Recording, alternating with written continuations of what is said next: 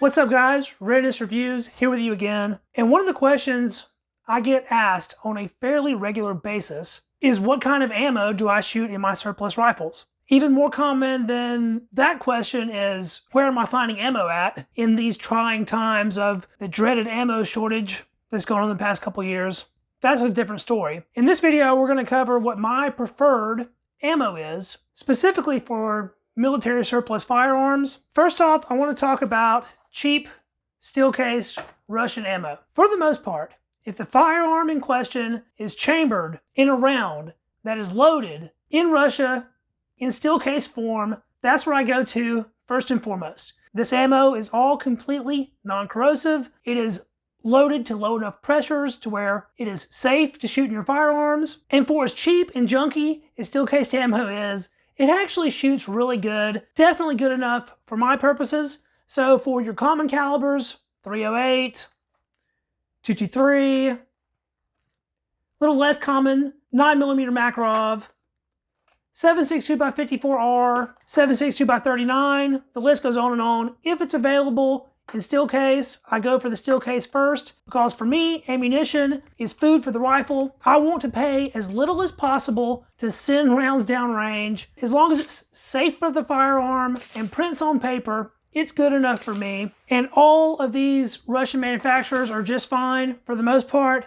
You have your Wolf Military Classic, Tula Ammo, which of the Russian ammo providers, Tula Ammo is probably the worst. I've had more instances of primers that were duds and stuff like that with Tula Ammo than I have any of the other manufacturers, but I still buy the crap out of this stuff because it is the cheapest. Wolf has several options, including this Polyformance, and Red Army Standard is imported by Century Arms, and it's actually pretty good stuff in my opinion. You also have Barnaul, who I don't have featured here on the desk today, but just like all the Russian ammo that's steel cased, it all performs admirably, and for the price, it's hard to beat. What this video is mainly about though, is this stuff. This is PPU ammo, or Privy Partisan, which they were more commonly known as several years back. I've been shooting PPU ammo for as long as I can remember. I know it's been on the market for as long as I've been in collecting, and they have the greatest availability on the largest variety of cartridges of basically any manufacturer out there right now for factory loaded ammunition. It is all brass cased, boxer primed, so it's reloadable, completely non-corrosive, and very good shooting for factory ammunition. As a bonus,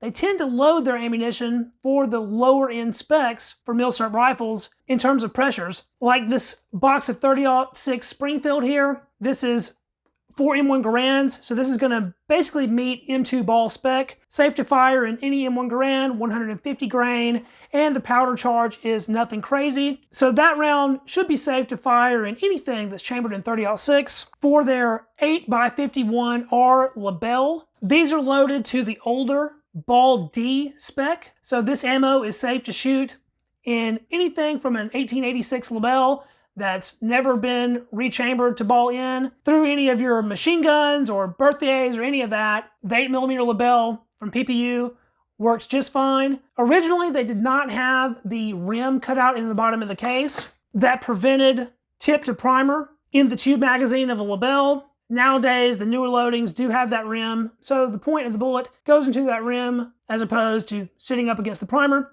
So that way you don't have tube detonations. It's not really that big of an issue anyway, but it is something that they did fix on their side. PPU is manufactured in Serbia, and as we can tell here, they have a huge variety of calibers that they offer. Some of these offerings become more and more obscure each year. 8mm Label is definitely one of those. This 7.5x53 Argentine, almost no one is loading factory ammo in at this point. 303 British is one. You can still find plenty of surplus ammo out there in 303 British, but as far as factory loadings go, the pickings are very slim. I haven't found 8x56R anywhere other than PPU. If you're not shooting surplus Swiss ammo that you picked up years ago, if you want 7.5 Swiss, PPU is about your only option at this point, and it does shoot really good. Same thing with 6.5 Swiss. Good luck finding 6.5 Swiss unless you're shooting surplus ammo. 7.5 French, and of course 7 and 8mm Mausers. I have both older and newer style boxes here. Their box designs have changed over the years, but it's still the great ammo it always has been. One of the biggest issues with PPU that has not been fixed as of yet is their 6.5x52 Carcano. These are unfortunately loaded with a smaller diameter projectile than they should be for the military Carcano spec. 6.5 Carcano is a non-standard 6.5 round, and it should be larger in diameter than the PPU ammo is. Now this ammo is still very safe to shoot in your firearm, and for the most part, it does okay, but it certainly doesn't provide the accuracy that the Carcanos are capable of. These smaller diameter projectiles do not stabilize that well, and sometimes you'll get keyholing. So as far as 6.5 Carcano ammo goes, this is the most available on the market. Almost all the 6.5 you'll run into this new production will be PPU, but unfortunately, it's not exactly the size it needs to be, so that can cause some problems when shooting. We also have Stynel ammo. Now, I've never used them, but they do load for 6.5 Carcano, 7.35 Carcano, and your Japanese cartridges, which are extremely hard to come by otherwise. And apparently, their sizing is a little bit more mil-spec, so they do shoot a little better, but that ammo is quite a bit more expensive than this PPU is. And so if it means that I'm not going to be perfectly accurate, but I'm spending half the money, I will usually err towards the spending half the money. PPU also offers handgun ammunition. We have here 7.62 Tokarev and 7.63 Mauser for your C96 Mauser broom handle pistols and Tokarev handguns. Again, PPU is about your only option for factory new produced 7.62 Tokarev besides Red Army Standard, and of course that is still case, so if you want to shoot brass cased,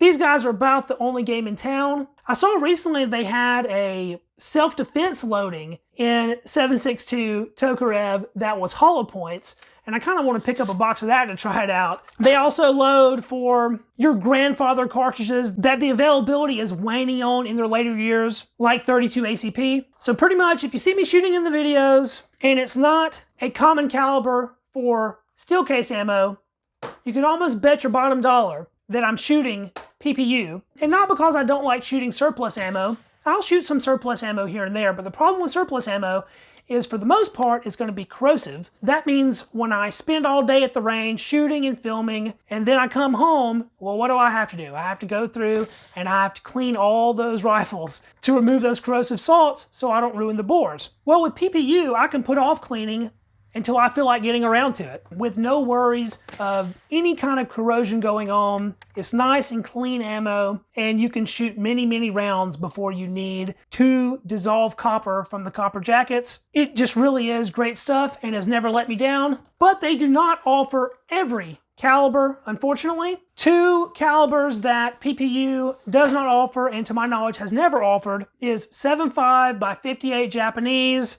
and 6.5 by 50 Japanese. Your Japanese Arasaka cartridges. Now you can see the prices on these. These were gun show finds.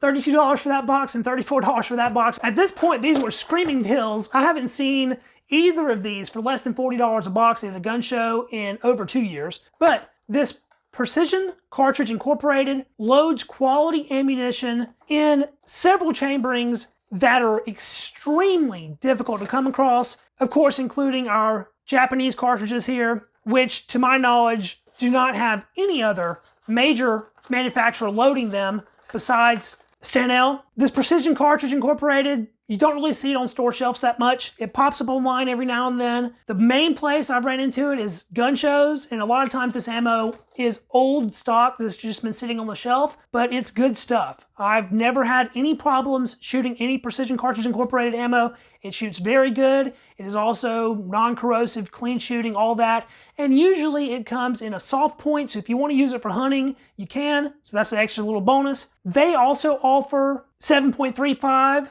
by 51 millimeter Carcano for your M38 Carcanos. And if you ever run across that, it's definitely worth picking up. So always keep an eye out for these black boxes for Precision Cartridge Incorporated. If you run across them, especially at a gun show and the price is pretty good, it's certainly worth picking up a box or two. And you're not going to find 7.7 or 6.5 Jap basically anywhere else. I know ammo is really hard to come across these days, especially for your more obscure chamberings. And when you do find it, it's very expensive. Almost everything we have on the table here has doubled in price since I bought into it.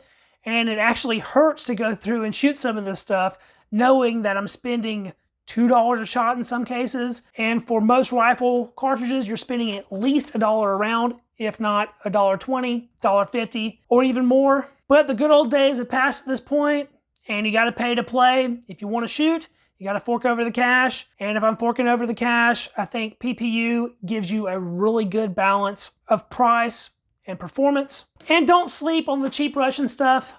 I know we have the Russian ammo ban scare, but for now, you can still find this stuff at basically every online retailer and in stores, and I say buy it cheap and stack it deep while you can. It's my understanding that the manufacturers that produce this ammo still have import contracts that are valid, but once all those import contracts are satisfied and the ammo they are contracted for has been brought into the country, who knows if we're going to get any more. And at that point, it's going to become a lot more difficult to send a bunch of 308 downrange, because US-made brass case stuff is no joke when it comes to cost. So I intend on continuing adding to my ammo hoard for all the Russian steel case, and I'm certainly not afraid to shoot it in my rifles, and I don't think you should be either. Let me know what your opinions of this video are down in the comments. What is your preferred ammo? I know a lot of you guys are going to say, oh, I just load it myself. It's way cheaper to hand load. And if I had the time to do so, I would love to do some hand loading myself, but I'm barely keeping things together as it is. There are not enough hours in the day for me to get everything done that I need to, and I just don't have time to hand load, so factory ammo it is. Maybe one of these days when I settle down and retire, I'll pull up a chair to the reloading bench, but until then, I'm happy shooting PPU and hoarding my brass forever, just in case I do reload one of these days. Don't forget to give the video a thumbs up if you liked it. That helps us out with the Google algorithm, and any kind of firearm related content needs all the help it can get with that algorithm. And if you want to see all my future videos, don't forget to subscribe to the channel. Thanks again for watching, guys, and I'll catch you in the next video. See you then. Peace.